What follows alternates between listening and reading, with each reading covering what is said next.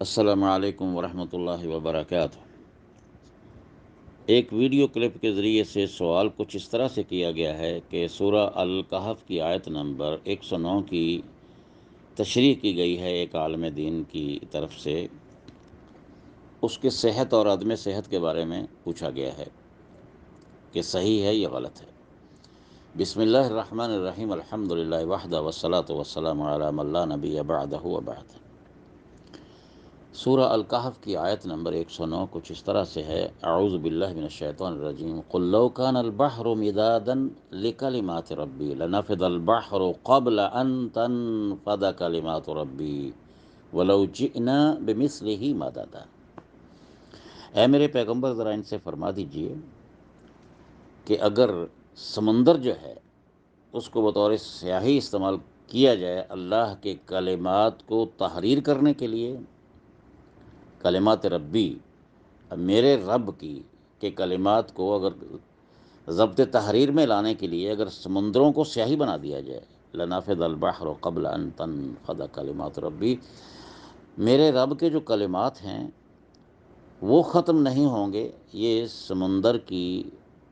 یہ پانی سے بنائی ہوئی سیاہی جو ہے وہ ختم ہو جائے گی۔ وَلَوْ جِئْنَا بِمِثْلِهِ مَدَدًا، اگرچہ ہم اس سمندر کے برابر کوئی اور سمندر بھی لا کے اس کی سیاہی بنا دے، تب بھی اللہ کے کلمات ختم نہیں ہوں گے، اور وہ سیاہی جو دوبارہ بنائی گئی ہے وہ بھی ختم ہو جائے گی۔ پہلی بات یہ ہے، کلمات سے مراد کیا ہے؟ کلمات سے مراد یہ ہے کہ علم جو محیط ہے سارے علوم پہ، وہ اللہ کا علم ہے، اور اس کی حکمتیں ہیں، اور اس کی عظمت کے بارے میں ہے، اور اس کی صفات کی جو وسعت ہے، اور وہ جو دلائل اور براہین ہیں جو اللہ رب العالمین کی وحدانیت پر دلالت کرتے ہیں۔ تو دل میں تو آتا ہے، نظر میں نہیں آتا، بس جان گئے ہم تیری پہچان یہی ہے۔ اس کے بارے میں یہ ارشاد فرمایا گیا ہے، کیونکہ یہود نے، احبار یہود نے یہ سوال کیا تھا نبی علیہ الصلوۃ والسلام سے کہ آپ کہتے ہیں کہ ہمیں کوئی علم نہیں ہے، اور جبکہ ہمارے پاس تو تورات ہے،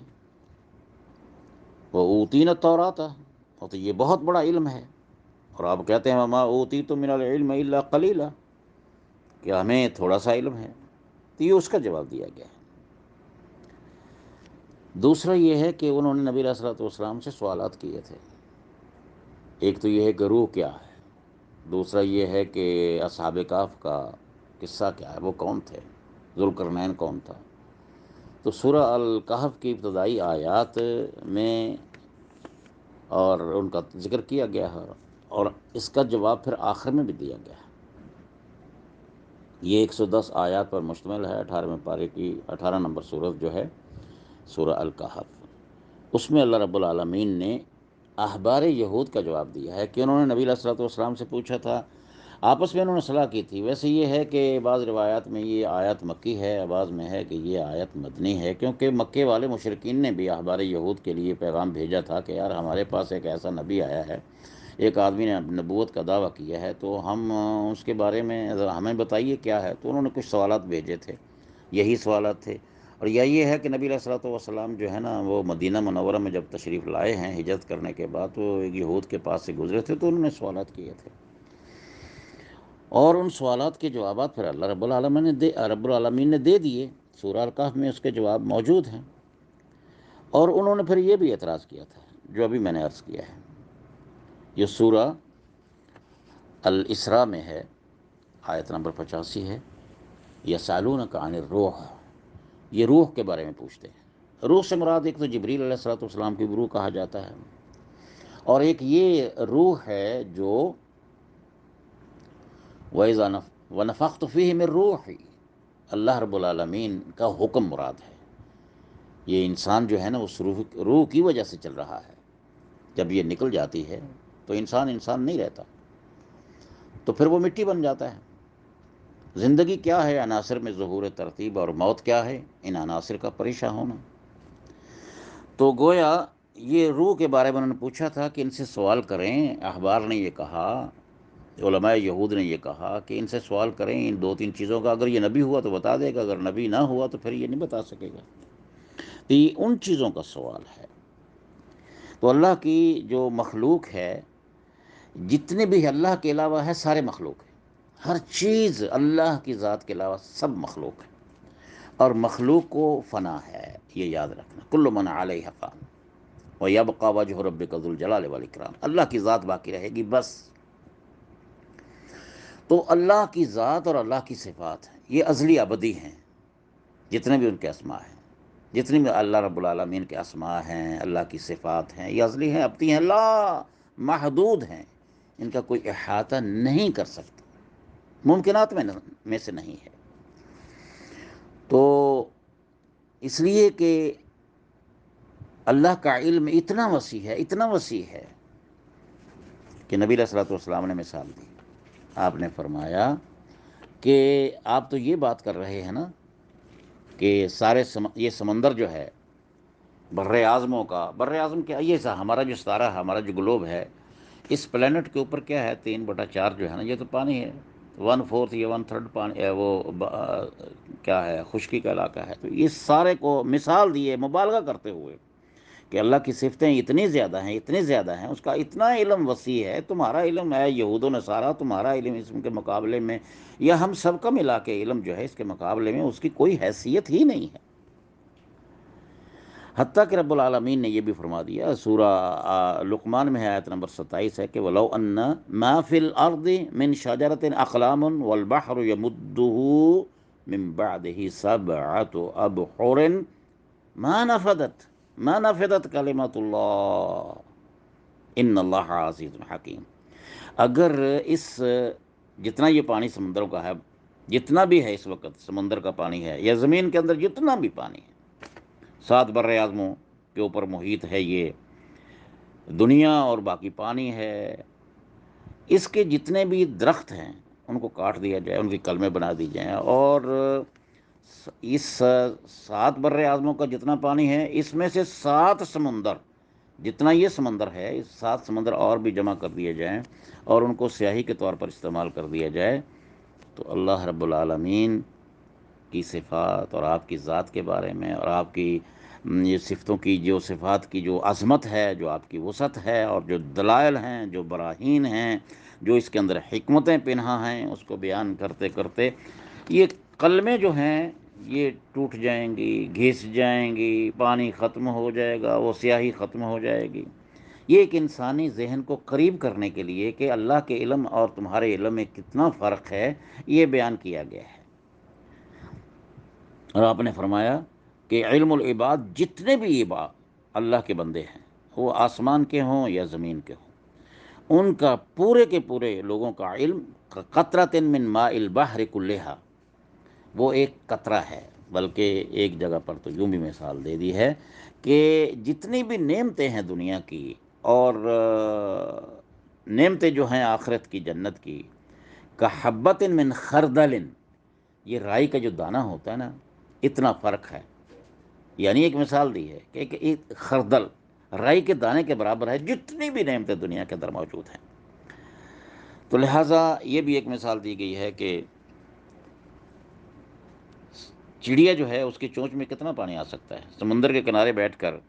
وہ اپنی چونچ میں جو پانی لیتی ہے نا، جتنا پانی سمندر کے مقابلے میں اس کی یہ حیثیت ہے، اتنا ہی انسانی علوم جتنے بھی ہیں، ان تمام علوم کو ملا کر اللہ کے علم کے مقابلے میں اس کی مثال یہ ہے، اس قطرے کے برابر، جو چھوٹا سا معمولی سا قطرہ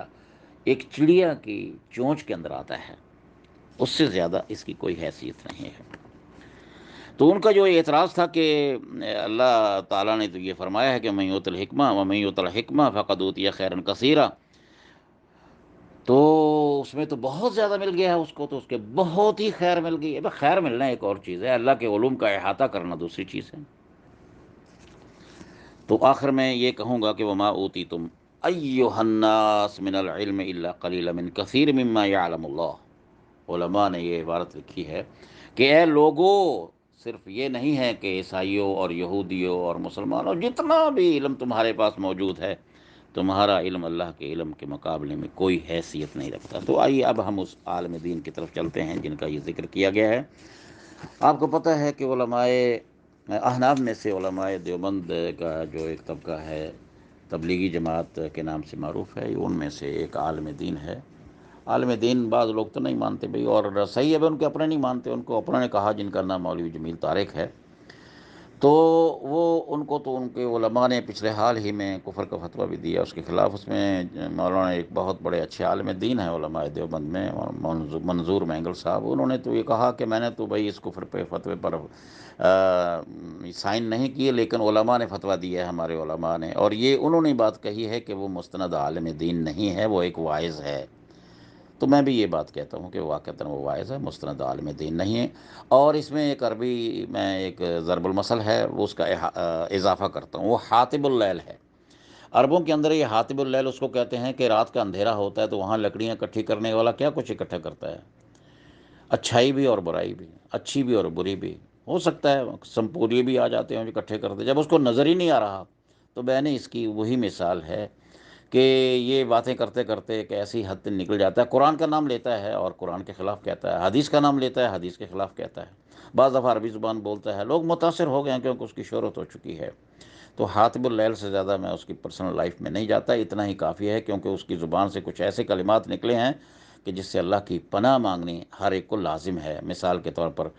حضرت یوسف علیہ السلام کے بارے میں اس نے بڑی لب کشائی کی ہے، بلکہ میں یہ کہتا ہوں کہ وہ اس سے میں کیا لفظ سخت استعمال کروں، کہنے لگا کہ وہ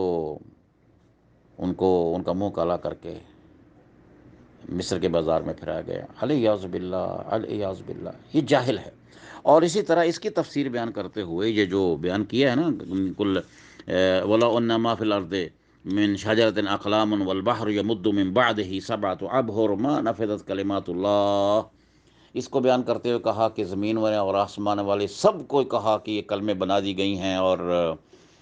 سمندر کی سیاہی بنا دی گئی۔ جبریل کو بلایا، جبریل، اسرائیل، میکائیل، آسمان والے سارے فرشتے، جبریل بھی تھک گیا، اسرائیل بھی تھک گیا، میکائیل بھی تھک گیا، یہ سارے تھک گیا، پھر زمین کی طرف آ گئے، انبیاء کو کہا لکھو، وہ لکھنے بیٹھ گیا، پھر رسول کو کہا، پھر نبی علیہ الصلوۃ والسلام کی باری آ گئی، پھر آپ نے سب نے لکھا، اور نتیجہ یہ تھک گئے، اور نتیجہ ما نفذت کلمات اللہ، میرے اللہ کی کلمات ختم نہیں ہوئے۔ یہ بات میں نے آخر میں اس لیے عرض کی ہے کہ یہ جھوٹ کا پلندہ ہے۔ میں نے خاصا ڈھونڈنے کی کوشش کی ہے، شاید کسی نے بیان کر دیا ہو، اسرائیلیات میں سے لا کے کسی نے بیان کر دیا گیا، کسی نے بیان کر دیا ہو، لیکن ایسا بھی نہیں ہے۔ یہ جھوٹ ہے، کوئی لکھنے نہیں بیٹھے، نہ آسمان والے فرشتے لکھنے بیٹھے ہیں، نہ زمین والے بیٹھے ہیں، نہ انبیاء بیٹھے ہیں، نہ رسول بیٹھے ہیں۔ اگر کہیں ہے لکھا ہوا تو اس کے بارے میں ریفرنس دینا چاہیے۔ اس لیے میں نے اس کو حاطب اللیل کہا ہے کہ اچھائی بھی بیان کرتے ہیں اور برائی بھی بیان کرتے ہیں۔ اور برائی تو یوں سمجھیں آپ کہ آدمی کسی کو پیش کرے، تبلیغ کا منع کیا ہوتا ہے؟ To convey the message of اللہ سبحانہ و تعالیٰ، میسج اللہ کا دینا ہے، رسالت دینی، نبی علیہ الصلوۃ والسلام کی سیرت کو آگے پھیلانا ہے۔ تو اگر آدمی بہترین قسم کا ایک صاف ستھرا دودھ کا گلاس کسی کو دے اور پیشاب کا قطرہ بھی اس کے اندر ڈال دے،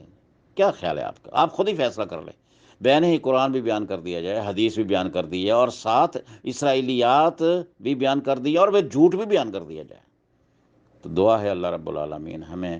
اس قسم کی حرکات سے محفوظ رکھے، اور ہمارے نوجوان طبقے کو بھی۔ آج کل تو آپ کو پتہ ہے نا کہ آج کل تو بیان کرنا بھی بہت مشکل ہے، سوشل میڈیا کا جناب دورہ ہے آج کل۔ بس آخر میں یہی کہتا ہوں، جی تو کرتا ہے بہت کچھ کہنے کو، لیکن اتنا ہی کافی ہے۔ خدا بندہ یہ تیرے سادہ دل بندے کدھر جائیں کہ سلطانی بھی عیاری ہے اور درویشی بھی عیاری۔ ھذا وصلی اللہ وسلم علی نبینا محمد۔